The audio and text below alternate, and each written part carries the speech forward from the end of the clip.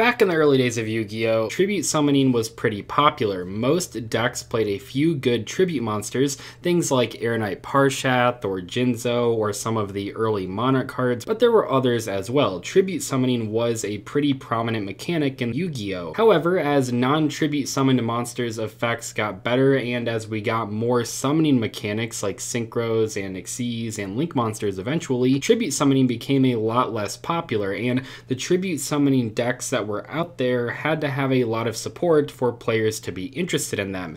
Think about things like True Dracos or Monarchs, where the entire deck is centered around trying to tribute summon monsters as easy as possible. One of the earlier examples of Konami really trying to push the tribute summoning mechanic was the Steelswarm archetype.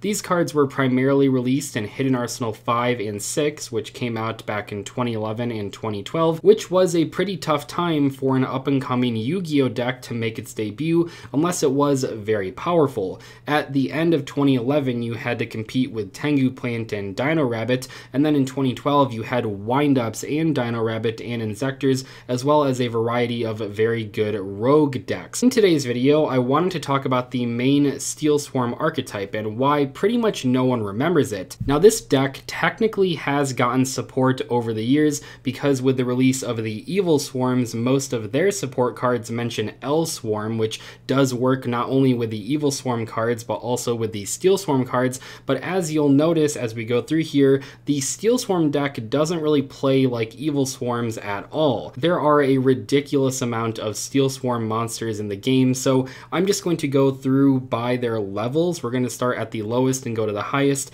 This will kind of give us a pretty good idea of what they were going for with this archetype. The two level 1 monsters are probably some of the best monsters in the entire deck. You have Steelswarm Cell and Steelswarm Scout. So both of these cards cannot be tributed except for the tribute summon of a Steelswarm monster, and they both cannot be used as synchro materials at all. So this deck is really not about summoning synchro monsters or any sort of extra deck monster. It's all about these big tribute summons. Cell can special summon itself if you control no monsters, which isn't that bad, and Scout is basically a Treeborn Frog. At the start of your main phase 1, if you control no spell or trap cards, you can special summon it from your graveyard, but you cannot special summon another monster the turn you activate that effect. So if you are using Scout every turn, you are not special summoning at all besides that Scout summon. And that isn't the biggest downside necessarily if the deck had a lot of good tribute summoning mechanics, but as we'll see throughout the video, that's not really the case. I'm gonna be honest here, these two cards are better than like 90% of the other Steelswarm cards, and if the rest of the archetype was as good as these cards are, it probably wouldn't have been completely forgotten about, but these two are pretty much as good as it gets. The next lowest level Steelswarm monster is Steelswarm Genome. This is a level 2 Dark Fiend effect monster that says this card can be treated as 2 tributes for the tribute summon of a Steelswarm monster. This card might have not been terrible at the time, but one of the biggest shortcomings of this deck, as you'll see in a few moments here as we go through all the cards, is that it doesn't really have a reliable double summon mechanic. So to bring out Steelswarm Genome, you would probably have to normal summon it, and then you'd have to have like a double summon plus a specific tribute monster in your hand, which might not sound like the worst combo, but like I said, 2011 and 2012 were two pretty crazy years for Yu-Gi-Oh! There were tons of good decks in the format, so that really wouldn't be good enough to compete with the top strategies back then. Next up, we have Steelswarm Sentinel. This is a level 3 Fiend Dark monster that says, while this card is in face-up attack position, special summoned at level 5 or higher monsters on the field cannot activate their effects. While this effect might not look that bad, keep in mind that this was actually one of the cards from Hidden Arsenal 6, which means that this card released in the summer of 2012, a full year after Xyz summoning was added into the Yu-Gi-Oh! TCG. So by that time, most decks weren't really playing level 5 or higher monsters, and even if they were, this card wasn't that threatening because it only had 1100 attack. Your opponent easily could have ran it over in battle. Next up, we have 3 different level 4 monsters. I might as well show you the only double summon mechanic in the entire deck before we go any further. Steelswarm Gatekeeper is a level 4 Dark Fiend effect monster with 1500 attack and 1900 defense. It says if a Steelswarm Steelswarm monster is tribute summoned face up while this card is face up on the field, you can normal summon or set one monster in addition to your normal summon or set that turn. So this is the only double summon mechanic in the entire Steelswarm archetype. Yes, Evil Swarms do have double summon cards, and I will talk about those at the end of the video, but during the time period of Hidden Arsenal 5 and Hidden Arsenal 6, this was all Steelswarm players had, and yeah, this card is very bad. I mean, it's really tough to set Gatekeeper up. You have to already have the Gatekeeper on the field, you have to already have another monster that you want to tribute on the board, and then you have to tribute summon a Steelswarm monster, and honestly, you have to have a second relevant tribute summonable Steelswarm monster in your hand to truly take advantage of the Gatekeeper effect. The idea probably was that you would set Gatekeeper, your opponent would attack into it, it had 19 defense, so maybe it stuck around, and then on your turn you revived your Steelswarm Scout, and then you could tribute summon over that, which would then trigger the Gatekeeper effect. But in 2011 and 2012, most decks were able to get through Gatekeeper without too much of an issue. Steelswarm Sting and Steelswarm Caller are much better level 4 monsters.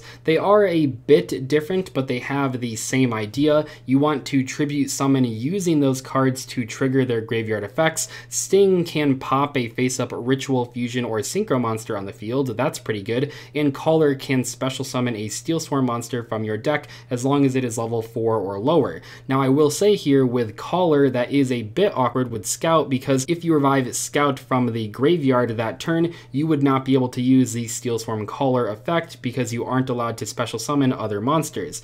That being said, I think Steelswarm Caller is still an okay card for the deck because it does actually get you to Scout, and Scout is the most important card in the strategy because it gives you a free tribute fodder card every single turn. Of course, I should mention that because this deck didn't have a good double summon mechanic at first, these cards weren't really that great because to actually use their effects, you would probably have to normal summon them, hope your opponent doesn't deal with them, and then on your next turn tribute summon using them, which wasn't really that consistent of a play. Most opponents would be able to deal with these basically vanilla monsters if you didn't have any other defense. Next up, we have Steelswarm Mantis and Steelswarm Moth, the two lower leveled tribute monsters. Mantis is not very impressive. It special summons a Steelswarm monster from your graveyard by paying 1,000 life points. That's not really that relevant because the cards you would be summoning don't really do that much, unfortunately, but Moth is actually one of the better cards in this archetype. It is probably one of the most useful tribute monsters in the deck, not only because it has a decent effect, but also because it only requires one tribute. When you tribute summon Moth by tributing a Steelswarm monster, you can pay 1,000 life points to bounce up to 2 cards your opponent controls. It does target, but honestly this card is pretty good. Next up we have Steelswarm Gira Stag, I think that's how you pronounce that. This is their level 7 tribute monster, and this one says you can tribute summon this card in face-up attack position by tributing one Steelswarm monster.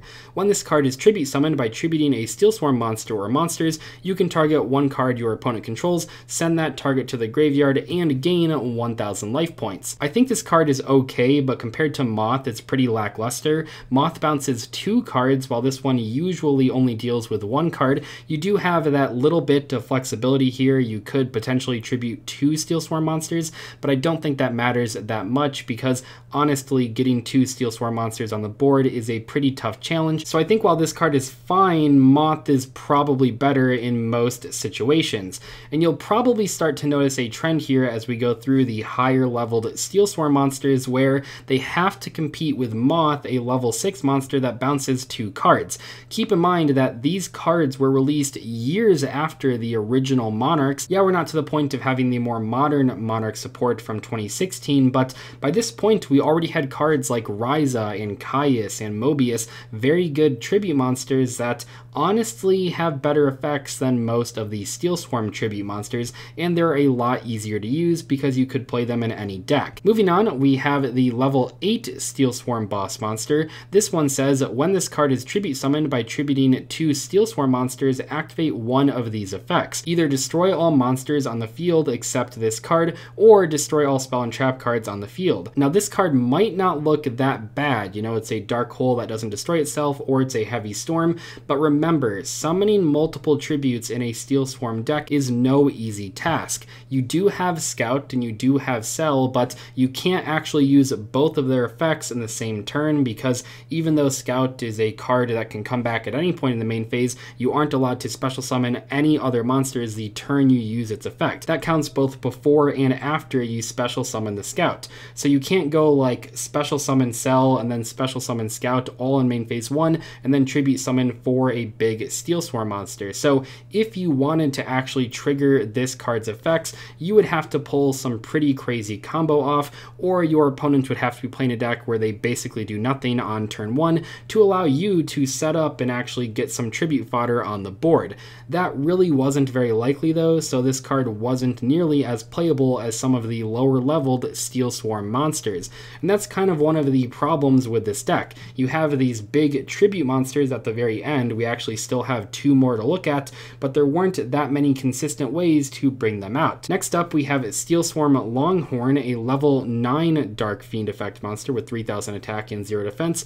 This one says once per turn, if this card was tribute summoned by tributing a Steelswarm monster or monsters, you can pay 1000 life points to target one monster on the field, destroy that target. I don't hate this card's on-field effect. I think it's cool that unlike most of the other Steelswarm tribute monsters, this one actually allows you to use that effect every single turn instead of only triggering on tribute summon, so that is kind of nice here, but unfortunately this card is pretty hard to get out because it does require 2 tributes. Finally, we have the big end goal of the Steelswarm archetype, Steelswarm Hercules. This is a level 10 Dark Fiend effect monster with 3200 attack and 0 defense.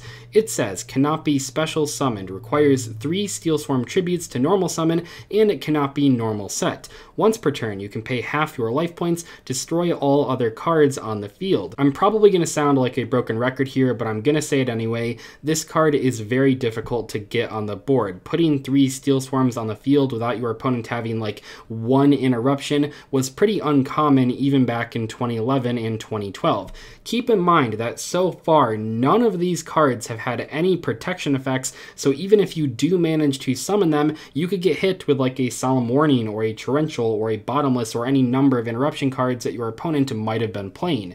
But this is the big boss monster, and yeah, I think this card kind of sucks actually. Hercules might be cool in theory because you can wipe the board every single turn, but realistically, I would be very surprised if you managed to summon this thing in the first place. But beyond that, if you did manage to summon it, I'd be pretty surprised if you managed to get this card's effect to work before you got hit by any number of trap cards. But even if you did get it to work and you cleared the entire board, it's not like this deck can OTK the opponent, so you'd then attack for 32, and then they would have their entire turn to mount a comeback. Next up, we have the Steelswarm specific spell and trap support. We have 2 different cards that both return 1 face-up tribute summoned Steelswarm monster you control to the hand to do some sort of effect. The spell draws a card, the trap pops a card. These cards aren't the worst idea because the goal here is to potentially dodge some interruptions that your opponent might have, and it also helps you reuse their on-summon abilities. However, because Steelswarms are so bad with resource management and card advantage in general, you really had to make sure that you were chaining these cards to an opponent's interruption, because if you were only using them to bounce your tribute summon monsters back to your hand, these cards weren't actually that great in the long run. Infestation Tool is a normal trap card with a Foolish Burial type effect.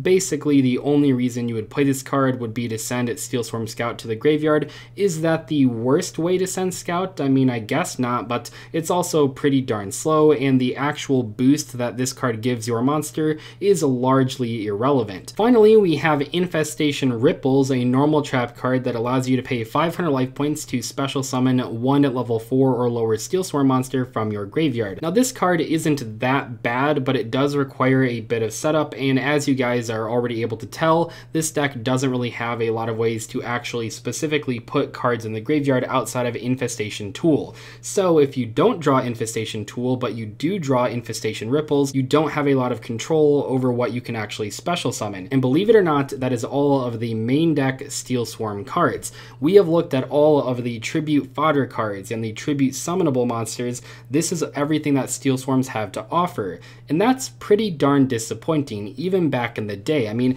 these cards are obviously 10 years old, they don't need to be as good as modern cards, but back in 2011 and 2012, the game was so far past card effects like this that Steelswarms really had no no chance in terms of competitive play. Now there are two Steelswarm extra deck monsters, Steelswarm Roach, a good rank 4 monster, and Steelswarm Origin, an okay link 2 monster, but these cards don't really work that well with the actual Steelswarm deck, which is why I don't really count them as part of this archetype discussion. Yes, they are Steelswarm cards, but you probably wouldn't really care about them if you were playing Steelswarms because they don't really work with the tribute summoning strategy. Now before ending this video, I do want to mention that many of the Evil Swarm support cards work with the Steelswarms as well. Now the problem was that by the time the Evil Swarms were released, Steelswarms were very outdated, so this support didn't really matter in terms of helping out Steelswarms. But if you wanted to build a Steelswarm deck in 2022 for whatever reason, you might consider playing a few of the Evil Swarm cards. For example, there are two different Evil Swarms that can give you an extra normal summon for an L-Swarm monster, which does count the Steelswarms, as I've mentioned a lot of times in this video, and those are pretty good additions to Steelswarms. Now remember, the Steelswarm tribute monsters do have to tribute Steelswarms to actually get their effects, so while those double summon cards are good and you might consider playing them, they're not going to completely change the deck. They're definitely not as good as a double summon Steelswarm card would have been for this deck. I do think though Infestation Pandemic and Infestation Infection are two very good cards that you should play for Steelswarms that also work with the Evil Swarm archetype. Infestation Pandemic says all face-up L-Swarm monsters you currently control are unaffected by other spell or trap effects this turn. That is a really good effect. You know, I did mention that one of the biggest downsides of the Steelswarm monsters are that when you summon them after setting up that big tribute, your opponent can simply use a card like Bottomless Trap Hole or Torrential Tribute. So Infestation Pandemic can help you against those types of cards. Infestation Infection is basically a personal spoofing, so it gives your deck a lot more consistency. Admittedly, these cards are better in Evil Swarms, and they did see competitive play in that deck, but theoretically you could play them in Steelswarms as well. It's possible that Steelswarms would have been a bit more competitive if Pandemic and Infection were released at the same time as them, but I don't think it would have made that big of a difference. Certainly these cards are good in Steelswarms, but they're really good in Evil Swarms, and Evil Swarm Ophion is a heck of a boss monster. So why does no one remember Steelswarms? Well, it's probably because they were not a very good tribute summoning archetype. They did have a few good ideas, but the execution was simply not there. Scout is cool, Cell is cool, Moth is cool, but the vast majority of the other Steelswarm cards are simply not worth playing, even back 10 years ago. I hope you guys enjoyed today's video though. I'll see you later. Goodbye.